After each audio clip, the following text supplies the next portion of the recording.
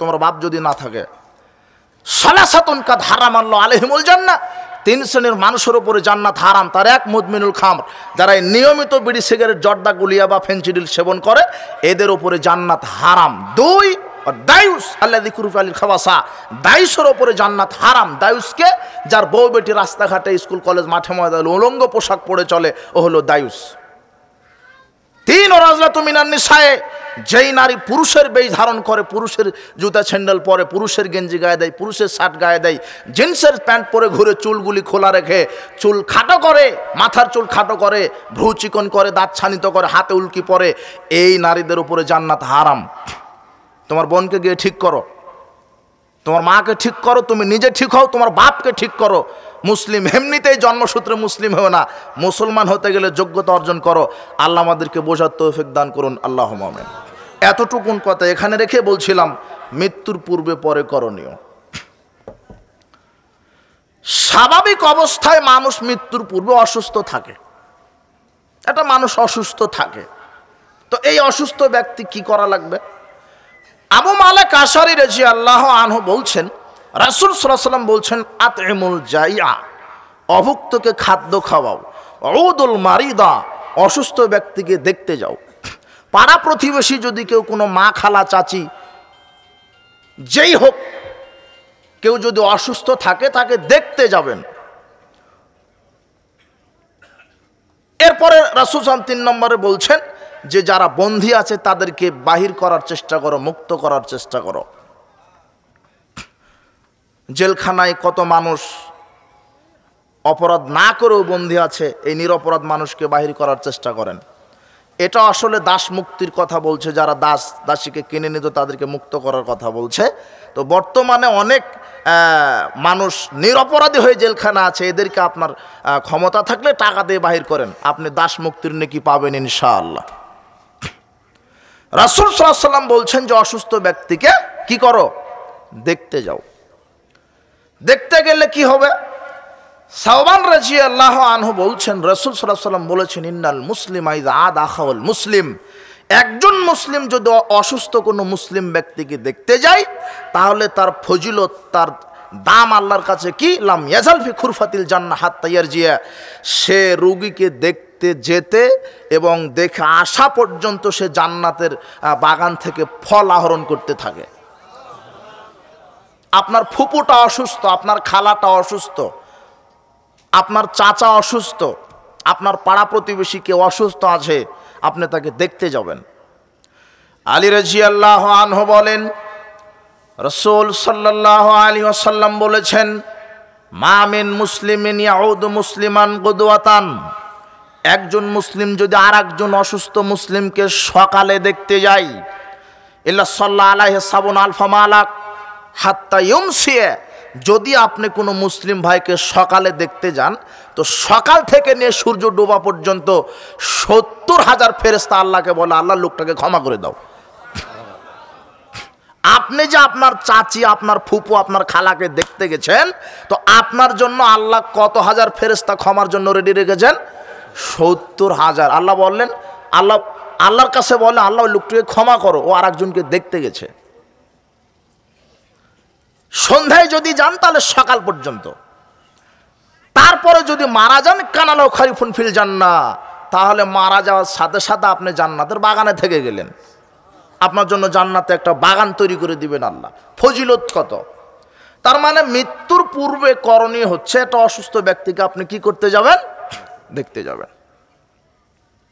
এরপরে দেখতে গিয়ে কি করবেন? আপনি দেখতে গেলেন, কি করবেন?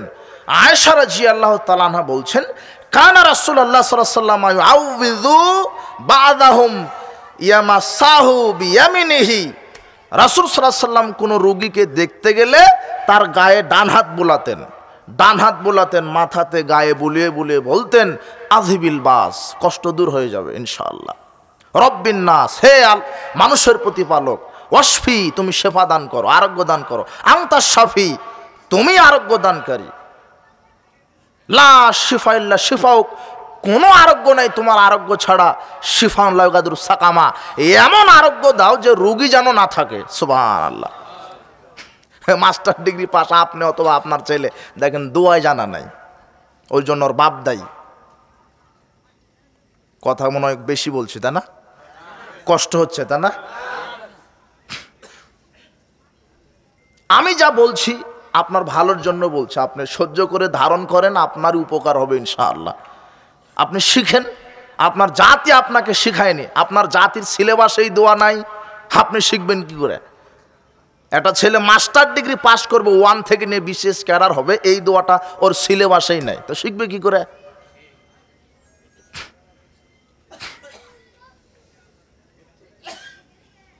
তাহলে রোগীকে দেখতে গিয়ে এই দোয়া পড়েন, লা বাসা তহরুন ইনশাআল্লাহ, কোনো সমস্যা নাই, ইনশাআল্লাহ ভালো হয়ে যাবে, পাঠ করেন। আচ্ছা,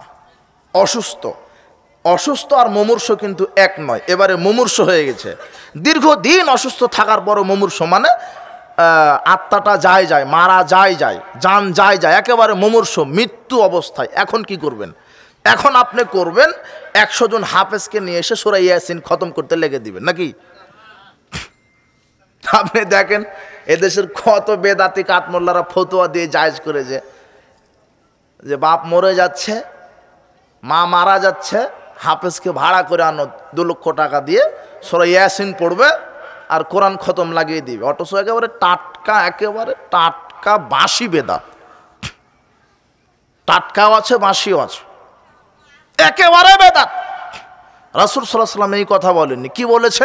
মুমূর্ষ ব্যক্তি জান যায়, রাসূল সাল্লাল্লাহু আলাইহি ওয়াসাল্লাম বলছেন লাকিনু মাউতাকুম লা ইলাহা ইল্লাল্লাহ।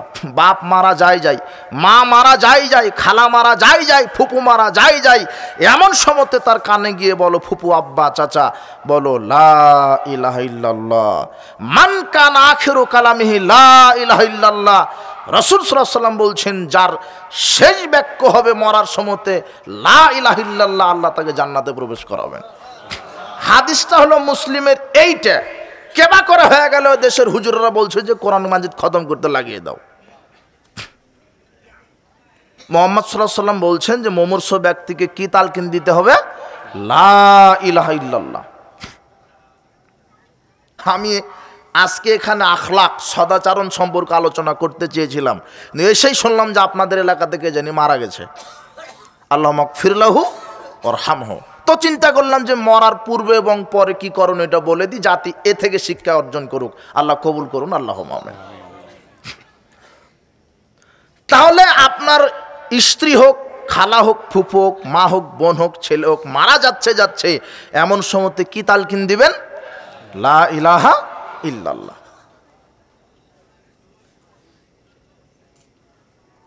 এরপর ওটা তালকিন দিবেন। আর কি করণীয়?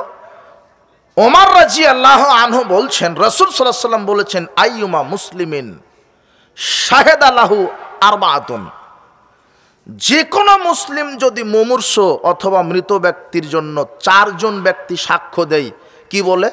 যে লোকটা ভালো ছিল, আসলেই লোকটা ভালো ছিল, কোরআন সুন্নাহর অনুসারী ছিল, আল্লাহওয়ালা ছিল, ইবাদত গুজার ছিল, আখলাক আচরণ ভালো ছিল।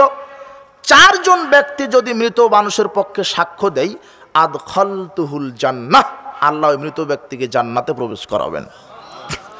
এই হাদিস ক্যাম্বা করে আমাদের দেশের হুজুররা মাঠে নিয়ে চলে এসেছে, নিয়ে এসে বলছে যে লোকটা কেমন ছিল। এখন এই মরা লোকটা রাস্তার রড সিমেন্ট জম্মের খাওয়া খাইছে, অথবা এলাকায় আপনার জমি জায়গা আত্মসাৎ করেছে, অথবা আপনার কাছ থেকে 1 লক্ষ টাকা ঋণ নিয়ে আপনাকে দেয়নি, অথচ আপনি ওখানেই দাঁড়িয়ে আছেন। আপনি কি বলবেন ভালো ছিল? বুঝেননি মনে হয়। কোনো সালাত নাই, সিয়াম নাই, মানুষের দিন রাত গীবত করেছে, অথচ ইমামকে টাকা দেওয়া হয়েছে এভাবে 20,000। একটু বলে দেন যে লোকটা কেমন ছিল। তো সবাই বলছে যে ভালো ছিল। তোর ফায়দা কি? তো ফায়দা আল্লাহ ভালো বলে জান্নাত দিবেন। তো আল্লাহ হাকামুল হাকিমিন, তাহলে কি করে হলেন? আল্লাহ সঠিক বিচারক। আরে লোকটা যদি ভালো হয়, তার সবচেয়ে যে দুনিয়াতে দুশ্মন তার অন্তর থেকে এমনিতে বের হবে আসলেই লোকটা ভালো। না, বুঝেননি মনে হয়। মরা লোকটা যদি আসলেই ভালো হয়, তো যে সবচেয়ে শত্রু তার অন্তরটাও বলবে যে না, আসলেই লোকটা কি অন্তর থেকেই চলে আসবে। এই কথাই আল্লাহ রাসূল সাল্লাল্লাহু আলাইহি ওয়াসাল্লাম বলছেন, যদি মরা ব্যক্তির ব্যাপারে 4 জন লোক বলতে পারে, তখন সাহাবারা বলছেন ও সালাসাতুন, আল্লাহর নবী তিনজন যদি সাক্ষ্য দেয়, বলছে ঠিক আছে তিনজন দিলেও জান্নাত ওয়াজিব হবে। তো এরপরে সাহাবারা বলছেন দুইজনও যদি সাক্ষ্য হয়, দুইজন লোক যদি বলে যে মৃত ব্যক্তি ভালো ছিল, রাসূল সাল্লাল্লাহু বলছেন দুইজন লোকও যদি বলে লোকটা ভালো ছিল, আল্লাহ তার উপরে জান্নাত ওয়াজিব করে দিবেন। তারপরে সাহাবারা বলছেন লাম নাসআলহু আনিল ওয়াহিদ, একজন ব্যাপার আর জিজ্ঞাসা করলাম না। তার মানে হাদিসের যে গতি মনে হচ্ছে উস্তাদজি, একজনও যদি বলে যে লোকটা ভালো ছিল, জান্নাত ওয়াজিব হবে ইনশাআল্লাহ। তার মানে করণীয় হচ্ছে আপনি মুমূর্ষ ব্যক্তির নিকটে গিয়ে কালেমা তয়্যিবা লা ইলাহা ইল্লাল্লাহর তালকিন দেন, এরপরে আপনি সাক্ষ্য দেন আল্লাহর কাছে যা আল্লাহ আসলে লোকটা ভালো ছিল, আল্লাহ আপনি লোকটাকে কি করেন, ক্ষমা করেন। এটা হলো করণীয়। বাস মারা গেছে, এখন কি করণীয়? এখন করণীয়, উম্মে সালামা রাদিয়াল্লাহু তাআলা আনহা বলছেন যে রাসূল সাল্লাল্লাহু আলাইহি ওয়াসাল্লাম বলেছেন মা মিন মুসলিমিন তুসিবুহু মুসিবাতুন ইয়াকুলু, মুসলিমদের যখন কোনো মুসিবত আসে তখন তারা বলবে ইন্না লিল্লাহি ওয়া ইন্না ইলাইহি রাজিউন, আমরা প্রত্যেকে আল্লাহর জন্য, প্রত্যেকে আল্লাহর কাছে ফিরে যাব। তার মানে মানুষ মারা গেলে আপনাকে এই দোয়া পড়তে হবে। উম্মে সালামা রাদিয়াল্লাহু তাআলা আনহা বলছেন দাখালা রাসূলুল্লাহ সাল্লাল্লাহু আলাইহি ওয়াসাল্লাম আলা আবি সালামা, রাসূল সাল্লাল্লাহু আলাইহি ওয়াসাল্লাম আবু সালামার নিকটে গেলেন, ওয়াকাদ শাক্কা বাসারাহু ফাগমাযাহু, আবু সালামার কাছে যখন গেলেন তখন আবু সালামা মারা গেছে, চক্ষু স্থির হয়ে গেছে, তাকিয়ে আছে। ইন্নার রুহা ইযা কুবিযা তাবিয়াহুল বাসার, রাসূল সাল্লাল্লাহু আলাইহি ওয়াসাল্লাম বলছেন দেখবেন অনেক মানুষ মারা যাওয়ার পরে চোখগুলি খোলা থাকে না, এর কারণ কি জানেন? রাসূল সাল্লাল্লাহু আলাইহি ওয়াসাল্লাম বলছেন যখন মালাকুল মউত আত্মাটা বাহির করে তখন এই মানুষটি আত্মার দিকে চোখ দিয়ে তাকিয়ে থাকে যে কিভাবে আত্মা চলে গেল, তখন চোখটা খোলাই থাকে অনেকের, আবার অনেকের বন্ধ হয়ে যায় আল্লাহর হুকুমে, কিন্তু অনেকেরই খোলা থাকে কেন? ও আত্মা দেখতে পায় যেভাবে বের হয়ে গেল।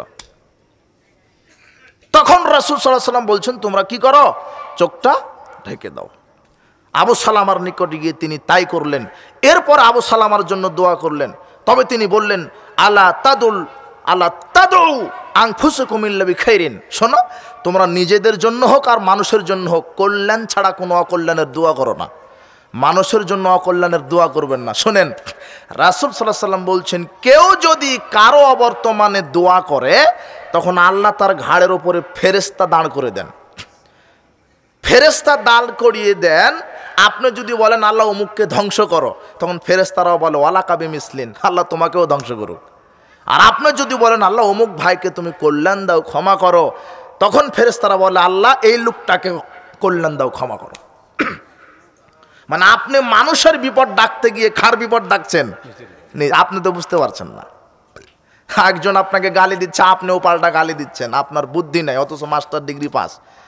মুহাম্মদ সাল্লাল্লাহু আলাইহি ওয়াসাল্লাম ভয়ে বসে আছে, আবু বকর সিদ্দিক রাদিয়াল্লাহু আনহু আর আরেকজন ব্যক্তি এইভাবে দাঁড়িয়ে আছে। এই ব্যক্তিটা আবু বকর রাদিয়াল্লাহু তাআলা আনহুকে খুব গালি দিচ্ছে। আবু বকর রাদিয়াল্লাহু তাআলা ধৈর্য ধরে আছে, ধৈর্য ধরতে ধরতে আর তিনি সহ্য করতে পারছেন না। এইদিকে লোকটা আবু বকর রাদিয়াল্লাহু আনহুকে খুব গালি দিচ্ছে আর মুহাম্মদ সাল্লাল্লাহু আলাইহি ওয়াসাল্লাম হাসছেন। আবু বকর রাদিয়াল্লাহু আনহু রাগ হলো, কি ব্যাপার, লোকটা গালি দিচ্ছে আর মুহাম্মদ সাল্লাল্লাহু আলাইহি ওয়াসাল্লাম হাসে। এক পর্যায়ে আবু বকর রাদিয়াল্লাহু তাআলা আনহু ধৈর্যের বাঁধ ভেঙে দিয়ে তাকে গালি দিতে লাগলেন। এরপরে মুহাম্মদ সাল্লাল্লাহু আলাইহি ওয়াসাল্লাম যে আবু বকর রাদিয়াল্লাহু আনহু তাকে গালি দিতে লাগলেন, রাসূল সাল্লাল্লাহু আলাইহি ওয়াসাল্লাম উঠে চলে যেতে লাগলেন। তখন আবু বকর সিদ্দিক রাদিয়াল্লাহু আনহু বলছেন আল্লাহর নবী, লোকটা যখন আমাকে গালি দিচ্ছিল আপনি হাসছিলেন, আমি যখন প্রতিবাদ করলাম আপনি উঠে যাচ্ছেন মানে? তখন মুহাম্মদ সাল্লাল্লাহু আলাইহি ওয়াসাল্লাম বলছেন শোনো আবু বকর, তোমাকে যখন লোকটা গালি দিচ্ছিল আল্লাহ তোমার পক্ষ থেকে ফেরেশতা রেখে দিয়েছিল, ফেরেশতা পাল্টা তাকে গালি দিচ্ছিল, কিন্তু তুমি যখন নিজের দায়িত্ব নিজেই উঠিয়ে নিলে তখন ফেরেশতা বলছে আমার আর থেকে কি লাভ। তখন আমি চিন্তা করলাম ফেরেশতাই যখন নাই আমি আর থেকে কি করবো, আমিও গেলাম। আর ধৈর্য কাকে বলে? আপনি ধৈর্য যে জিনিস, এটা কি করা লাগে ধৈর্য? আপনি শুধু ওয়াজ শুনে যান ধৈর্য ধরেন, আসলে ধৈর্য যে কি জিনিস, এটা কি খায় না ফিন্দে না কি করে? আপনার কি জানা আছে ধৈর্য কি জিনিস? শোনেন, পৃথিবীতে আশ্চর্য তিনটে আমল আছে। কয়টা? তিনটে। আশ্চর্য তিনটা আমল। আমলের জগতে খুব পাওয়ারফুল দামি আমল, অথচ নেকি একটাও দেন না আল্লাহ। আফসোস। কি? আপনি জানেন রমাদান আসলে ওয়াজ শোনেন, কুল্লু আমাল ইবনে আদম ইউদাফুল হাসানাতু বিআশরাম সালিহা ইলা 700 দাইফ। আদম সন্তানের প্রত্যেকটা আমল 1 থেকে 10 গুণ, 10 থেকে 700 গুণ বাড়ানো হয়।